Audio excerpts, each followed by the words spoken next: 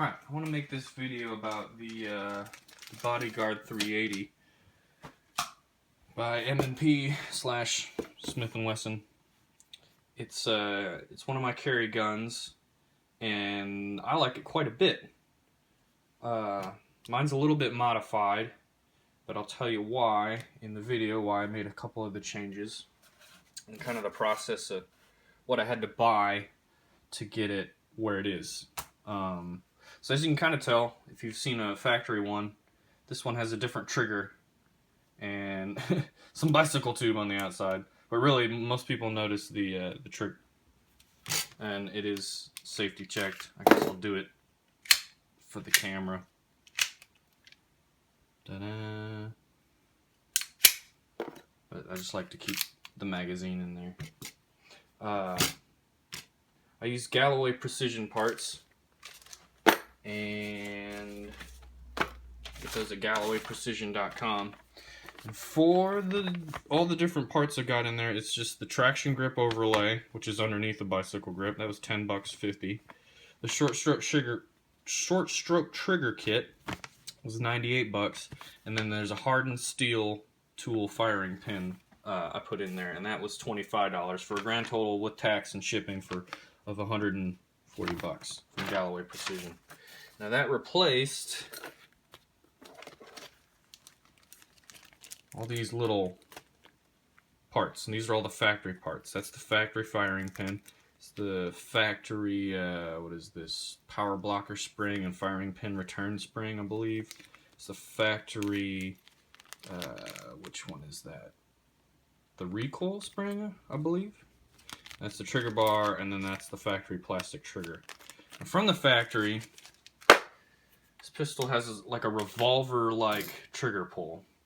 If you lock back the slide and make sure it's empty and all that good stuff, you can move the trigger and tell what the pull is like. This one, with its with the RTK trigger from Galloway Precision, with the front and back pre-travel, kind of hard to see, but there's little pre-travel screws that I've adjusted. It pretty much takes out all the creep, and it gets it to stop right where it fires and then return right where it needs to. And it's a much better feel. I don't like to dry fire it without snap caps, so I'm not going to do it, but you can pretty much tell it hits right in the back of that plastic there in the trigger guard. It's just a much smoother trigger, and it's I think a 30-35% less of pull compared to the stock trigger. With the stock trigger, I pretty much had to have my finger all the way out here to get it to go all the way back. With this one, I don't have to do that. I don't have to jam my whole finger in there, which changes my whole grip, which makes me shoot to the left. It's the problem that I was having, and why I changed the trigger on mine. So the stock sights, you can kind of see I've painted mine red and white. It helps a little bit. Oh, there we go. Helps a little bit in the light. It's still no good in the dark. And honestly, they're metal sights, which are nice, and you can drift them, and they're adjustable, but the sight picture, it's pretty minimal. I wouldn't count on any precision shooting with this gun, based on many factors, but also because of the sights. Let's see, why did I change all those other parts I mentioned? The firing pin, the trigger bar. Well, some of it comes in a kit. And when you install the kit, you install all the parts. You don't pick and choose parts from the kit. Unless you're an expert and a gunsmith, I suppose. Some of these parts help reduce light strikes, which some of the M&P Bodyguards had a problem with. I never have experienced a light strike with mine, or any kind of a malfunction, actually. Not a single one. Very happy about that. But since these parts were cheap and available, I got them. Replaced them. This has, I don't know, 50 rounds through it maybe before I swapped it out, and there was nothing wrong with this firing pin. Looks just fine to me. The modified one from Galloway is a little bit finer of a point, and I believe it's just a harder steel to prevent any problems or micro cracks or anything in the metal. And that traction grip overlay, which is actually underneath The bicycle grip that I put on here, you can kind of see that crackly finish. These are okay if for some reason it's the only option you have. I found that when you hold this gun, it's really thin. This bicycle grip adds a lot of material for me to grab, which is why I really like it on top of the traction grip. But just the traction grip alone for 15 bucks, I think if I could do it again, I would have just gone with a bicycle grip for free, basically. I made it myself. But the bicycle grip on top of the traction grip, even thicker, and I think it's even better. It doesn't change the way it carries or it holds. It makes it just, I mean, I feel comfortable like that. I wouldn't do that with the stock one, but it just makes it real thick. Nice grip on it. Let's see.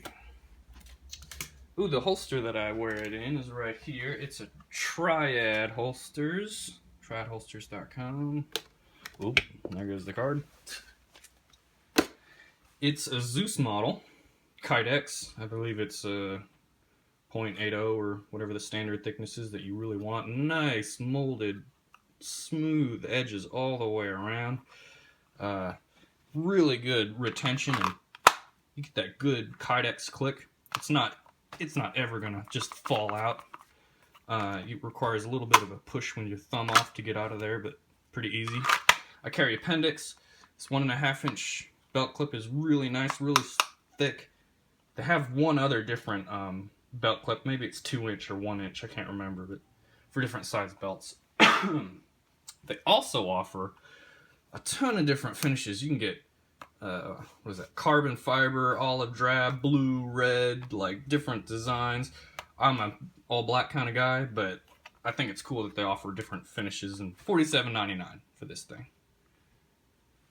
Best holster I've used in a while.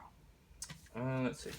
Well, I bought these on Amazon to adjust the trigger because for that RTK trigger kit, they're so tiny they're hard to find, but these were like $2. Also required to install all the parts on this gun and make it what it is with the Galloway Precision parts on top of these little cheap little things was a drift punch to get into the gun and take out these little drift pins and stuff. And I also had to buy a sight pusher tool. Oh, opening it wrong. Which is right here. And let's see, where did I get this? Probably just flashed my address. I don't remember where I got it. It was 65 bucks. Sightpusher.com. There we go. Sightpusher.com. Universal, 65 bucks. Thing's big and sturdy and beefy. You can get different kind of blocks and stuff that you use for pushing different style sights or different size guns. This, the way it came, it worked perfect for my Bodyguard. Let me put this back where it's supposed to be. But this was essential for getting into the slide and changing some of those little tiny springs you saw in that bag earlier. And of course it adjusts your sights. Oh, let me look at my talking points. What was the whole point of this video? Oh yeah, let's list some of the pros and cons of this gun, in my opinion. Pro would be it's very lightweight. Fully loaded, this thing weighs 14.3 ounces with magazine and all that. Unloaded, it weighs 10.8 ounces.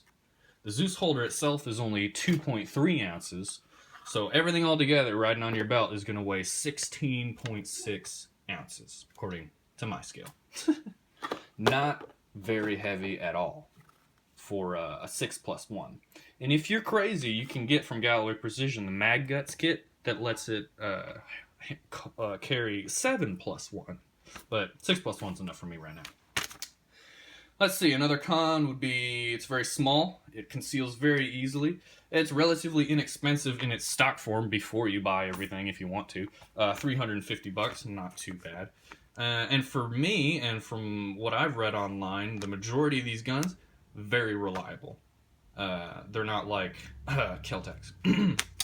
Let's see, some of the cons, things I don't like about it. From the factory, Like I mentioned, the grip was a little thin. Even in my kind of slender but large hands, it was jumping around a little bit, and I had a hard time getting a really good grip on it, even with this little added magazine thing. The small sights, the sight picture, it's okay, but it's not great. And I don't know of a 380 this size that has really good sights unless you buy something aftermarket. So kind of par for the course, but could have been better. M&P / Smith and Wesson. I will say I hate the word, but it's a little anemic. 380 ACP. It'll get the job done, I think, with shot placement and a little common sense. But it's not a 9mm. It's not a 45, and sometimes I still just want to grab my Glock because it holds more and it's bigger bullets.